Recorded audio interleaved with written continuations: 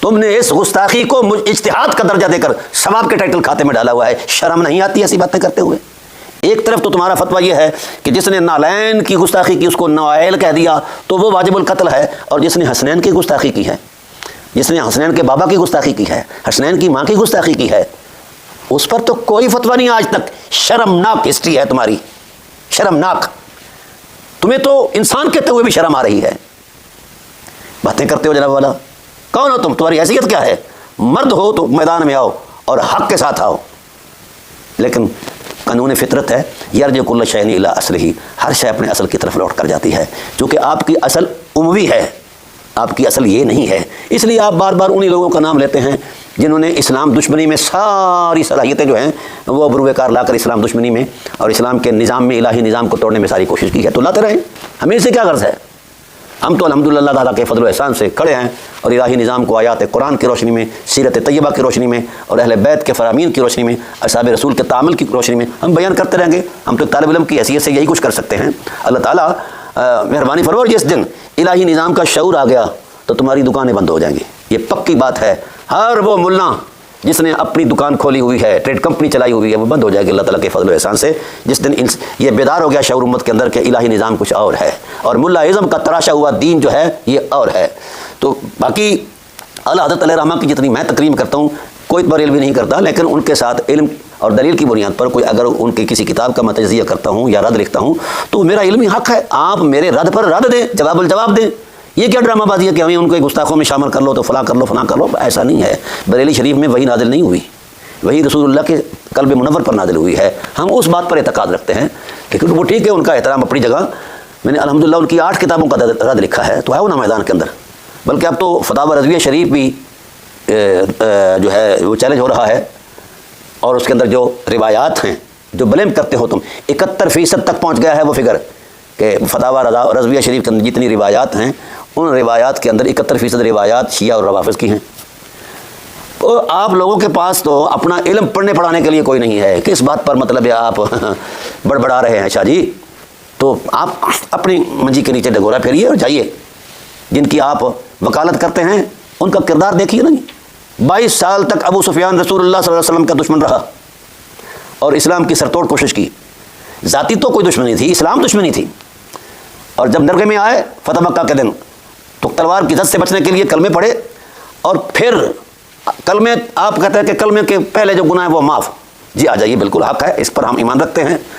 یہ سوال دربار رسالت میں پیش ہوا تھا کہ یا رسول اللہ آپ نے فرمایا کہ ان الاسلام یہدم ما قبلہ، جو اسلام سے پہلے جو کچھ ہوا ہے اسلام لانے کے بعد وہ سب کچھ ختم ہو جاتا ہے. اور پھر آپ نے یہ بھی فرمایا کہ اسلام لانے کے بعد اگر کوئی ارتکاب کرے گا تو پھر پچھلے اور اگلے سارے گناہ ملا کر اکاؤنٹ کیے جائیں گے. یہ بھی پڑھایا کرو، بتایا کرو لوگوں کو. لیکن خیانت کار ہو تم نہیں بتاؤ گے کیونکہ تمہارے ننھال جو ہے اس کی زد میں آتے ہیں، اس لیے تم نہیں بتاؤ گے.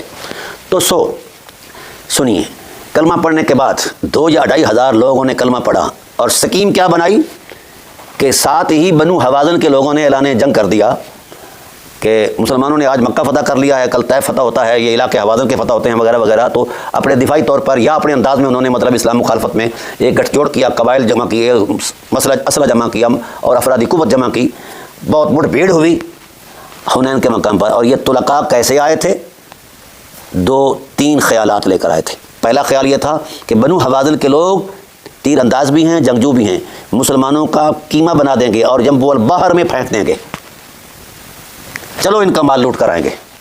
یہ مال لوٹنے آئے تھے طلقاء، کلمہ پڑھ کے مال لوٹنے آئے تھے. اور اگر صورتحال دوسری ہوئی، کفار مارے گئے تو ہم نے کلمہ پڑھا ہے غنیمت لے جائیں گے. تو وہ مال کے لیے یہ سفر تھا اسلام کے کلمے کے بعد. اگر اسلام کے کلمے کے بعد اس وفا کو نبھانے کے لیے کوئی قدم اٹھانا تھا تو جہاں رسول کھڑے تھے وہاں یہ کھڑے ہو جاتے. تیسرا یہ تھا کہ جس وقت مٹ بھیڑ ہو تو تم 2.5 ہزار لوگ جو ہے یہ میدان چھوڑ کے بھاگ جانا. جب تم بھاگو گے تو صحابہ کے پاؤں بھی اکھڑ جائیں گے اور رسول اکیلے رہ جائے گا، ان کو قتل کر دیا جائے گا. یہ تھا کلمہ پڑھنے کے بعد طلقاء کا انداز ایمان.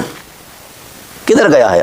اب بولیے، فرمان رسالت کے مطابق جو طے شدہ ایک الہی نظام کے اندر ایک ضابطہ بیان فرمایا حضور نے کہ اسلام تو اپنے سے پہلے، اسلام سے پہلے جو گناہ ہے وہ معاف کر دیتا ہے، گرا دیتا ہے اسلام. اور اسلام لانے کے بعد جو گناہ کا ارتکاب کرتا ہے پچھلے گناہ بھی اس کے ساتھ ملا دیے جاتے ہیں مواخذے کے لیے. بولیے کدھر ہے تمہارا دین؟ کدھر ہے وہ تمہاری فکر کی وہ رعنائیاں؟ بولیے طلقاء کیسے آئے تھے اور کیا کیا کردار ادا کیا؟ خاص کر شاہ جی تیرے ننہال نے جو کردار ادا کیا اپنی آنکھوں سے دیکھا کرو، یہ چیزیں اندھے نہ رہا کرو۔ ہم یہاں سے شروع کرتے ہیں نا، تو تیرے نانا جان ریت کے ٹیلے کی اوٹ میں تماشا دیکھنے کے لیے بیٹھ گئے، تیرے دونوں ماموں بھی تماشا دیکھنے کے لیے بیٹھ گئے، صفوان بن امیہ بھی تماشا دیکھنے کے لیے بیٹھ گیا، اور جب مسلمانوں کو پسپائی ہوتی، جنگ میں ہوتا رہتا ہے اونچ نیچ، تو اس وقت آپ کے ننہال خوشی سے مچل جاتے، اشعار پڑھتے، اور جب کفار کو ہوتی تو وہ مایوس ہو کر 500 کے تیر نکالا کرتے تھے۔ یہ ہے اسلام لانے کے بعد آپ کے ننہال کا کردار۔ میرے باپ کا تو آپ کو حوالہ آ گیا، اور الحمدللہ میرے باپ نے جو کیا ہے وہ بہت اچھا کیا ہے، اور آپ کو سمجھانے کے لیے جو اللہ نے ان کے پیکر محبت سے جو مجھے وجود بخشا ہے فطری، اس حوالے سے ہم نے الحمدللہ آپ کی ملت کے دانت کھٹے کیے ہوئے ہیں۔ ہم نے اب یہ مفتوح ہو چکی ہے، پس دیوار چلی گئی ہے یہ ملت بریلویہ۔ کدھر ہے ان کا نام و نشان؟ کہاں ہے ان کی فکر؟ ہر مکتب ان کی ہر سوچ چیلنج کر دی گئی ہے، کہاں لے کر کھڑے ہیں آپ؟ تو جب آپ کا وجود ہی نہیں رہا تو آپ کے ساتھ ہم کیسی بات کریں؟ پھر آپ میں غیرت نام کی شاہی کوئی نہیں ہے کہ آپ نے اپنی ماں، وہ عام سادہ ماں نہیں، وہ حسنین کی بھی ماں ہے، سید المرسلین کے جگر کا ٹکڑا ہے، ان کی توہین پر تو آپ کی غیرت کبھی نہیں انگڑائی لیتی۔ کیوں نہیں؟ کیونکہ آپ ان سے تعلق رکھتے ہیں۔